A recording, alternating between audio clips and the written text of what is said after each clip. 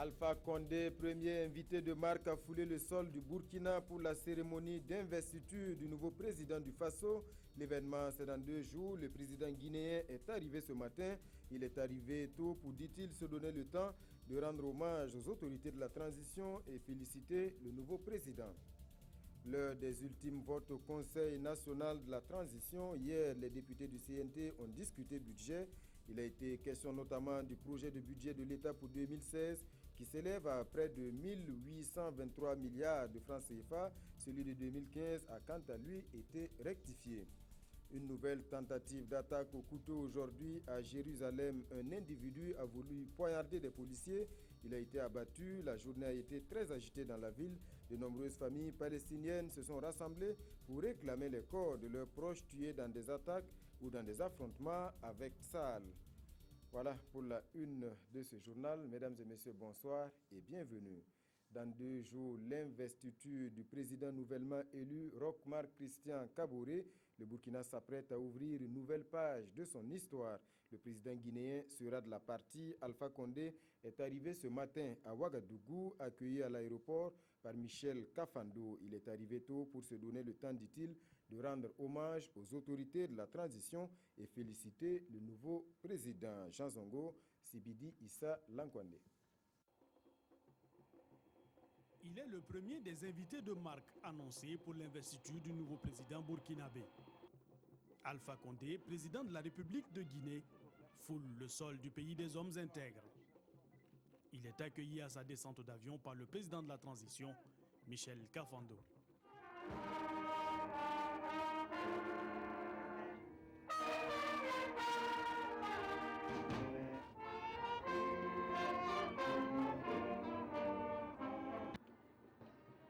Ensuite, passage en revue du corps diplomatique et des corps constitués. La diaspora guinéenne est aussi présente pour rendre hommage à Alpha Condé. Le président guinéen arrive à Ouagadougou 2 jours avant la cérémonie d'investiture du président Roch Marc Christian Kaboré. L'investiture c'est le 29, mais le 29, je n'aurais pas pu féliciter le gouvernement de transition.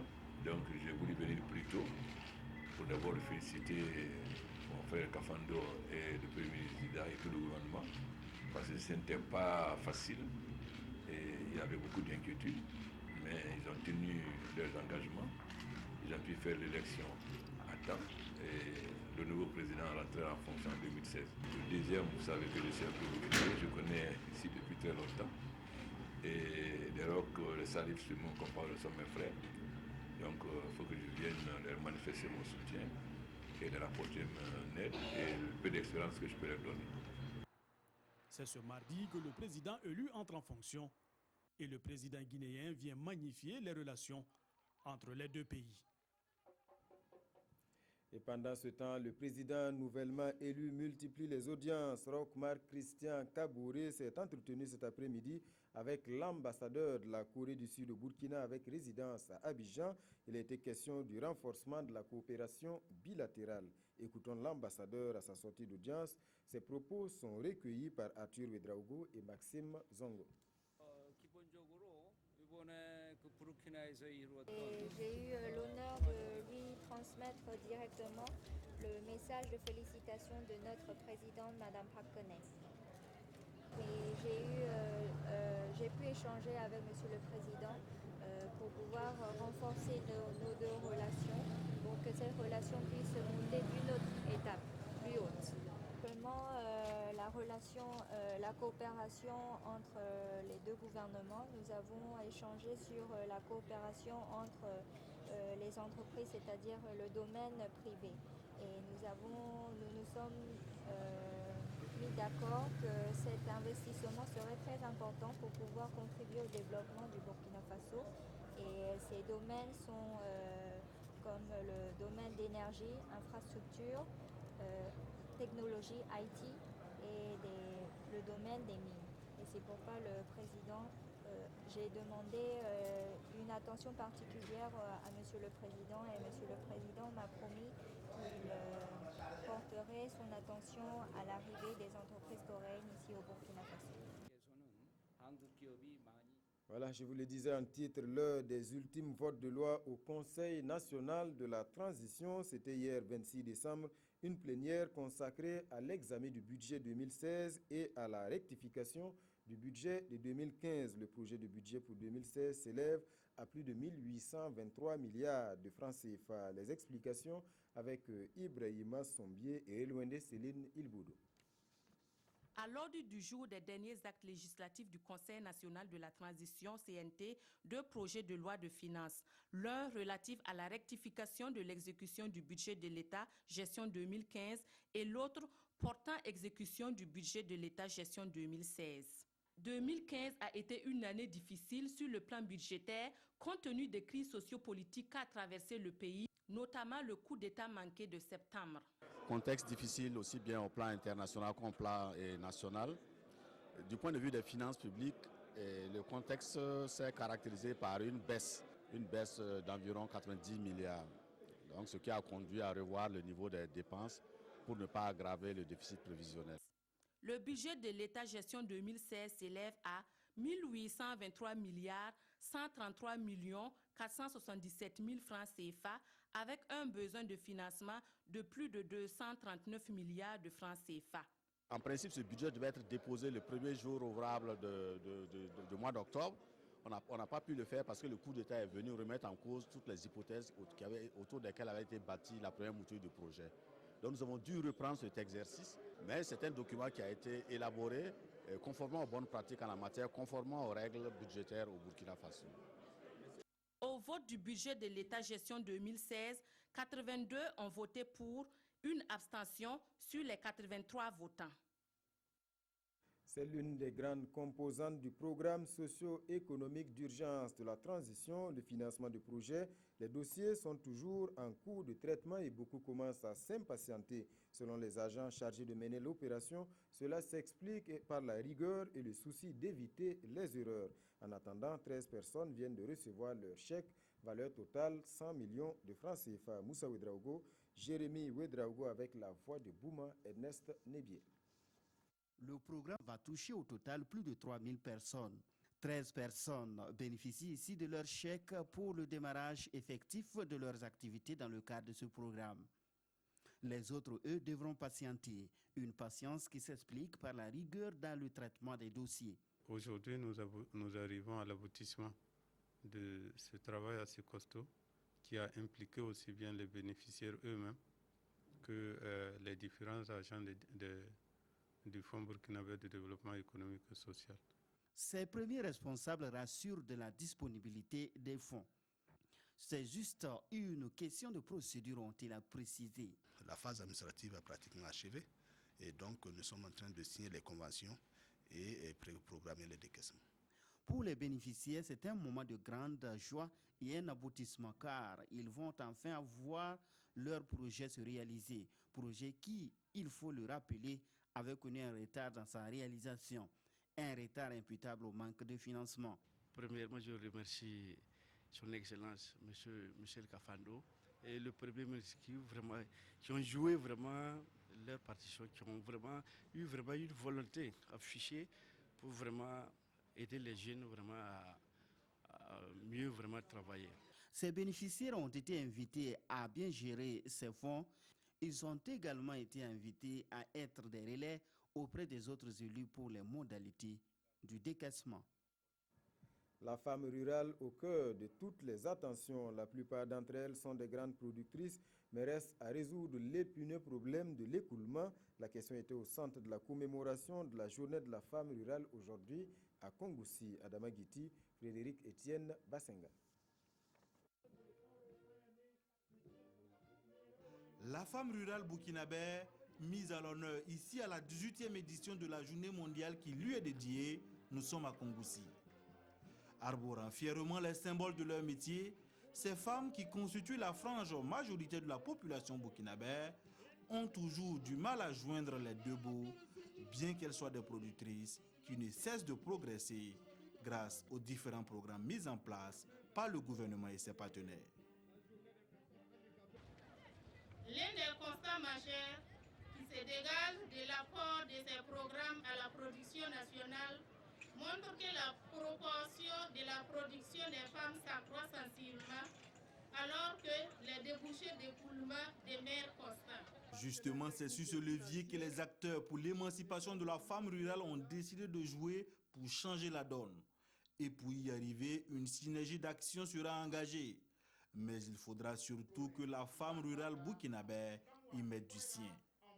Votre autonomisation serait possible si, et seulement si, vous investissez entre autres à une meilleure organisation de vos structures associatives, à une amélioration de la qualité de vos produits et de leur présentation dans des emballages adaptés avant de les mettre sur le marché local, national et international. C'est pourquoi je lance un vibrant appel pour que vous jouiez pleinement la partition qui est la vôtre afin de mériter la confiance et l'accompagnement du gouvernement et de ses partenaires au développement. Comme pour montrer ce dont elles sont capables, un marché a été ouvert pour l'occasion. Un marché où ces femmes du monde rural exposent les pailles qu'elles ont tissées, leurs produits agricoles, mais aussi des mets locaux. Retour à présent sur la commémoration du Mouloud, l'anniversaire de la naissance du prophète Mohamed, un moment de prière, d'adoration et de partage. À Amdalaï, les fidèles ont prié pour la paix au Burkina. Ibrahima Sombier, Jérémy Ouedraogo, avec la voix de Maxime Zongo. C'est sous le signe du pardon et de la tolérance que se tient cette année le Mouloud ou encore la naissance du prophète Mohamed. À l'Institut franco-arabe de Amdalaï, la cérémonie a été un moment de reconnaissance et d'adoration à Allah. Pour ses organisateurs, cette nuit est particulière car elle a vu la venue du prophète. Aujourd'hui, c'est un événement heureux pour nous les musulmans, car c'est l'anniversaire de notre cher prophète Mohammed, paix et salut sur lui, qui nous a exhortés à adorer un Dieu unique, le Créateur, qui mérite seul l'adoration. Il a demandé aux gens de faire le bien et d'éviter le mal. Nous profitons de cette occasion aussi pour prier beaucoup, bon Dieu, pour nous, nos familles, et pour notre chère patrie, le Burkina Faso, qui a traversé des moments difficiles cette année. Ces fidèles musulmans venus de l'intérieur du pays, mais aussi de l'extérieur, comme le Cameroun et le Niger, ont remercié Dieu pour l'année écoulée et prié pour la paix au Burkina. La section féminine de la police nationale à Fadangourma qui laisse parler son cœur. Les femmes en tenue apportent leur soutien aux nouveau-nés de la maternité du centre hospitalier régional. Ils sont 12, tous ont reçu des dons divers. Alassane Kendrbeogo, Issaka Suleiman Diallo. Hors du commissariat, les mains chargées, ces femmes en tenue viennent en aide à 12 nouveau-nés de la maternité du centre hospitalier régional de Fada. Composée de savon, de pommades et de porte-bébés, cette action est l'œuvre de l'association des fonctionnaires féminins de la police nationale de Fada. Un don qui n'a pas laissé les bénéficiaires indifférents. Je suis très contente de recevoir un cadeau. Je remercie tout le monde. Je vous remercie de recevoir les cadeaux. Et bonne chance, bonne fête à vous. Cette action vise à féliciter ces femmes qui ont donné vie en cette période de Noël. On a eu un penchant envers les femmes qui ont eu la chance de donner vie en ces moments bénis de Noël. Comme souvent, Noël, bon, on a tendance à penser aux enfants qui sont un peu âgés. On oublie un peu les nouveau-nés. Donc, c'est notre, en tout cas, contribution. Il y aura d'autres initiatives, pourquoi pas, en tout cas pour l'épanouissement de la femme. Une démarche qui vient rappeler à la population que la police nationale n'est pas uniquement que la sécurité, mais elle est aussi sociale. Un élément qui finit en queue de poisson. Le Centre national des archives du Burkina invite à redécouvrir l'histoire de la Première Guerre mondiale sous l'angle de la participation des Noirs. Particularité de cette exposition, son caractère virtuel, donc accessible partout, selon ses promoteurs. Paul David Bambara, Jérémy Ouedraogo avec la voix de Bouma Ernest Nebier. C'est par une exposition virtuelle que le Centre des archives nationales commémore le centenaire de la Première Guerre mondiale. Une guerre qui a eu des répercussions économiques et sociales sur les Africains. C'est pourquoi nous avons dit dans notre exposé qu'ils partent d'une certaine manière et reviennent bien sûr, n'est-ce pas, d'une autre, parce qu'ils ont vu beaucoup de choses qui ont donc changé leur façon de penser, parce que nous avons parlé d'éveil politique. Et naturellement, les gens les voient autrement. Une exposition qui intervient après celle organisée sur la chefferie traditionnelle. Il s'agit ici de valoriser le centre des archives du Burkina et amener la jeune génération à connaître l'histoire du pays. L'exposition, c'est pour valoriser les archives. Valoriser, c'est pour montrer ce qu'on peut faire avec les archives. Donc, à travers l'exposition virtuelle, les visiteurs auront l'occasion de connaître l'histoire nationale du Burkina Faso. Organisée en partenariat avec le département Aude en France, cette exposition virtuelle sur la contribution de la force noire durant la Première Guerre mondiale est accessible sur le net. Et pour accéder au portail du site, il suffit de taper www.archive.gov.bf. Musique à présent, Wendy à Wende, c'est le titre de la toute nouvelle œuvre de l'artiste Dez Altino, un maxi-single de 4 titres, une façon, selon la star, de souhaiter la bonne année à ses fans. Quelques notes avec Bouma Ernest Nebier.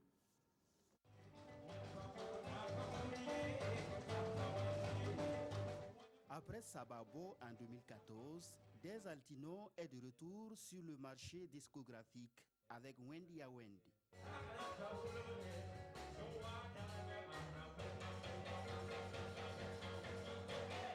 Chanté en moré en français, ce maxi-single de 4 titres dénonce les tares de la société.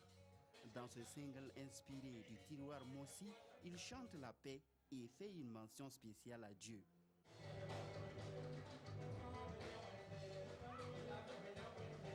Wendy à Wendy, c'est un maxi de 4 titres. Donc il y a d'abord Wendy à Wendy, le titre éponyme, mais également il y a On s'en fout. Il y a également un featuring avec King Bensa qui parle de la paix. Également Tu connais pas, que je viens de clipper. Ça parle de l'amour, de ce que nous vivons tous les jours. Également ça parle de la vie. Et ça également ça parle de Dieu. 2016, c'est pour bientôt et Dez Altino aura 10 ans de carrière musicale. Pour l'occasion, le prince national, comme il se fait appeler, promet une surprise. Mais pour l'heure, il dit accompagner ses fans à terminer avec Kété l'année.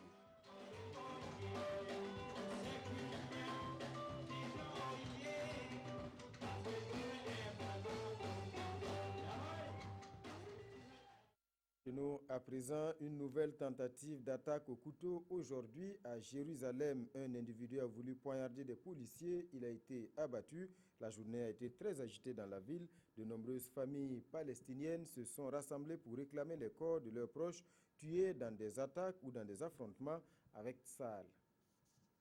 Nouvelle attaque anti-israélienne ce samedi près de la vieille ville de Jérusalem. Des policiers ont repéré un individu qui a éveillé leurs soupçons et se sont approchés pour le contrôler. L'homme, un Palestinien de 26 ans, a alors sorti un couteau et a tenté de poignarder un policier avant d'être abattu. Un peu plus tôt, la police a utilisé des grenades assourdissantes et des balles en caoutchouc pour disperser plusieurs dizaines de manifestants. Des familles de Palestiniens qui s'étaient rassemblées pour réclamer les corps de leurs proches tués dans des attaques ou lors d'affrontements avec les troupes israéliennes. Les manifestants avaient formé une chaîne humaine. L'État hébreu détient les corps de plusieurs dizaines de Palestiniens pour, dit-il, des raisons de sécurité.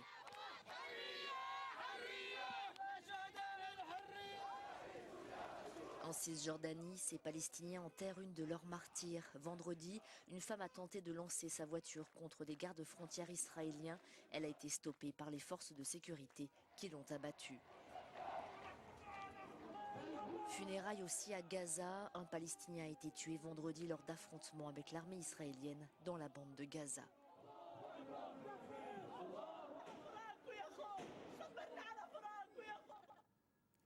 Le nord de l'Angleterre, sous les eaux, des pluies diluviennes sont tombées ces derniers jours. Plusieurs cours d'eau sont sortis de leur lit, inondant de nombreux villages. Des centaines d'habitants ont été évacués. L'armée a été déployée pour soutenir les sinistrés. Les services météo multiplient les alertes.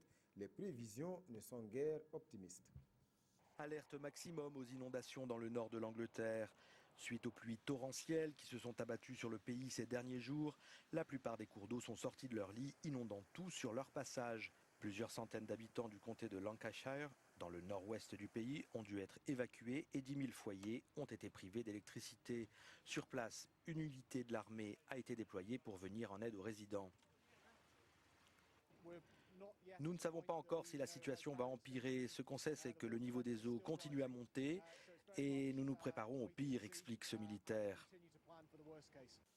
Au total, près de 300 alertes ont été lancées par les services météorologiques. Par tous les moyens, les habitants tentent de sauver ce qui peut l'être encore, comme ici dans le village de Ribchester, à une 60aine de kilomètres au nord de Manchester. On a construit 3 murs provisoires, explique ce résident, et ils viennent de lâcher. Maintenant, on s'est mis en hauteur avec nos familles, avec nos voisins. Qu'est-ce qu'on peut faire d'autre? On fait ce qu'on peut. Le retour à la normale n'est pas pour demain. Il pourrait même tomber dimanche, l'équivalent d'un mois de précipitations, a prévenu samedi le secrétaire d'État anglais à l'environnement. Une catastrophe à répétition. Début décembre, le nord de l'Angleterre avait déjà été inondé. Aux États-Unis, c'est la saison des tornades. Hier, le Texas a été durement touché. Au moins 8 morts dans la région de Dallas. Des tempêtes localisées mais très violentes qui dévastent tous leur passage. Au total, depuis mercredi, on compte une trentaine de morts. Au moins 4 États sont touchés par cette série de tornades. Aux États-Unis, de nouvelles tornades se sont abattues ce samedi soir dans le sud du pays, notamment dans l'État du Texas. Des tornades qui ont fait au moins 8 morts dans la région de Dallas. Tous les témoins parlent de tempêtes très localisées, très brèves, mais très violentes, arrachant les toits, retournant les voitures. Les dégâts sont impressionnants.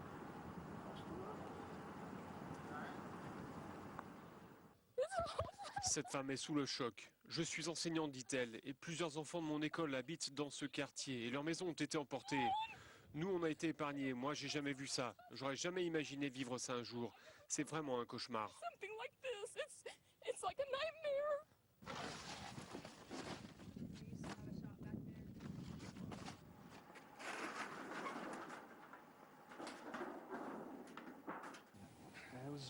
On aurait dit le bruit d'un train de marchandises, raconte cet homme. Mais quand on a entendu ça, immédiatement, tout le monde dans le quartier, on s'est tous précipités dans des endroits sûrs.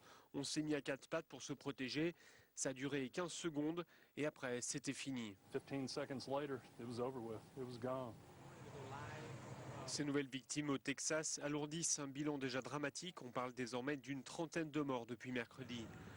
En quelques jours, plusieurs séries de tornades se sont abattues sur le sud et l'est des États-Unis. Le Tennessee, le Mississippi, l'Arkansas et le Texas sont les plus touchés. Les autorités mettent en garde contre les risques d'inondation après le passage des tornades et les fortes pluies qui les accompagnent. De la pluie qui pourrait se transformer en neige dans le centre du pays, le trafic aérien pourrait être localement perturbé. À présent, les nouvelles sportives avec Jérôme Tiendrebeogo. Bonsoir Jérôme. Bonsoir Jean-Emmanuel Ouedraogo. Alors, une fois n'est pas coutume, on commence aujourd'hui par une course hippique. Et c'est avec le 3e Grand Prix du président du Faso, couru cet après-midi même à l'hippodrome de Nossin, c'est à Ouagadougou ici. Et on verra sur les images que le président du Faso s'est fait représenter par son ministre des Sports, le colonel David Cabré, qui pose là avec le cheval gagnant. Il s'agit donc de Azanga. Il a traversé la ligne d'arrivée 2800 mètres en solitaire. Et ça, c'est un autre cavalier qui a fait parler de lui.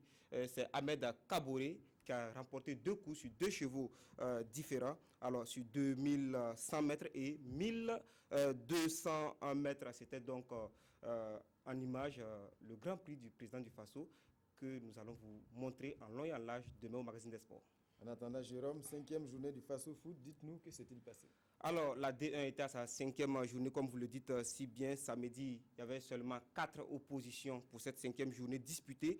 Alors, COSAF enregistre sa première défaite face à l'AS Sonabel 1-0. Mais les académiciens restent en tête à égalité de 10 points plus 3 avec le FCK qui a un match en moins. Alors, en déplacement à Ouaga, l'AGEB, cette jeune formation qui vient de monter en première division, s'est imposée devant Santos, 2-1. Également, l'ASFA qui est dans une mauvaise passe, on va dire ça comme ça, est tombé encore, deuxième fois de suite, devant l'USO sur le score, le plus petit score, 1-0. Et enfin, à Banfoura, l'USCO et BPS ont fait jeu égal 0-0. Alors pour finir, Jérôme, normalement ce soir, on devrait connaître le nom de l'étalon d'or. Alors ce sera du côté de Ouaga 2000 dans la salle des banquets. 4 étalons sont en course pour la succession de Bakary Koné. Vous vous rappelez que c'était Bakary Koné qui avait remporté la dernière édition en 2014. Alors Aristide Bansé, Mohamed Kofi, Préjus Nakoulman, Bertrand Isidore Traoré. Et ce sera tout à l'heure à 21h en direct sur les antennes de la RTB. Merci Jérôme d'être passé sur ce plateau. Voilà, mesdames et messieurs, c'est tout pour ce journal. Merci de l'avoir suivi. Bonne suite de programme et surtout, bonne reprise de travail demain.